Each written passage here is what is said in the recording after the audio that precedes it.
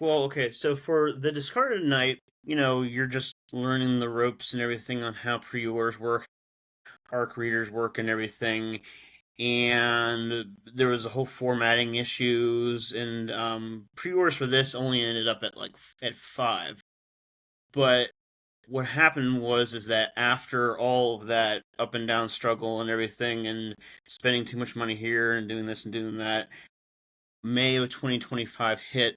I had a book signing at my local Barnes and Noble. Sold 12 books total, and at the time I only had just the two here. And I would have sold 13, but someone walked out of the store with it and everything. I always like to tell that one and everything. I'm hoping it's not a relative. I can see it being one of my relatives or whatever it is or something like that. Or They're like, he owes us. But anyway, so after that, which I still owe my sister a percentage because she took the photo, I went viral on X, and I had 10 point. I think I have 10.2 or 10.3 million views. I think Elon capped Wow. me off at 10.2, and a bunch of stuff and everything. And I got into arguments with the crypto crowd, and they said, "Oh, we bought all your books. We bought all your stock." I'm like, "It's print on demand, buddy. If you bought it out. You bought out the algorithm. You bought out the servers. You bought out all of that."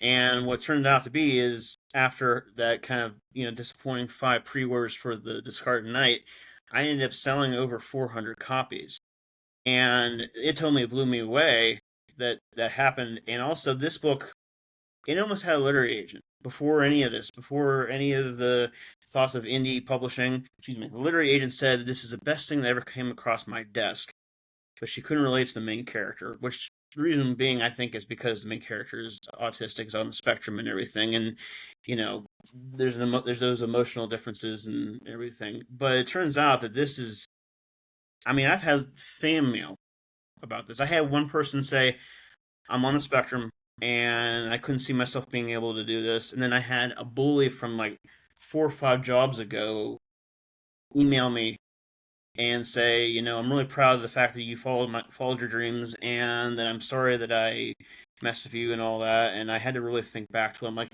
the only thing you messed with was a cardboard box and a door.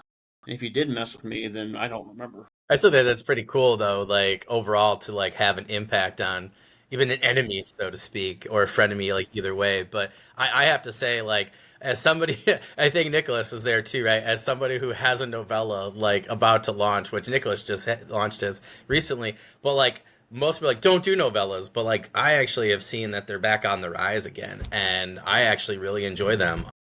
Like, okay, anybody ever heard of Murderbot, right? So I just think that there's a couple of really good lessons to learn there, and I think it's just really really cool. But I think that you did a great job capitalizing on, like Andrew and I were chatting. He's like, "Yeah, I had this happen," and we were like, "Bam, bam, bam," like messaging back and forth. So I just was saying too, like, to him and to others, like the other lesson is when you have an opportunity, like capitalize on it. He went to sell 12 books, ended up selling a lot more. So if he had not gone to Barnes and Noble, out of his comfort zone or set something up, right, and put himself out there, that wouldn't have happened. So, and then, you're talking again over 1,000 sales for 3 books, two of them, like 2 books, but one novella. Like, those are really good stats for really anybody at this point, but particularly indie. So, Andrew, do you mind just for the last subset of my question there, and then I'll let other people get in there? Do you mind just telling us maybe like so far, like where you're at with the Scorched Hunter for pre-orders, and then maybe like what's some of the things you learned from that correlation for sales between pre-orders and then going into the launch, between the Discarded Knight and the Scorched Hunter? Okay. Well, I want to throw in as well with the whole novella. Nicholas and I are in the same novella competition, Sphinx competition, which at round two begins, I think, December 20th, if I'm not mistaken. But as far as the process with the Scorched Hunter is concerned, like I said, I ended up with the 15 pre-orders, and a lot of those were from a book signing I did at a comic book store, and then now that I'm into the official launch period, like I said, I sold 7 books. And they're mostly ebooks, of course, and everything.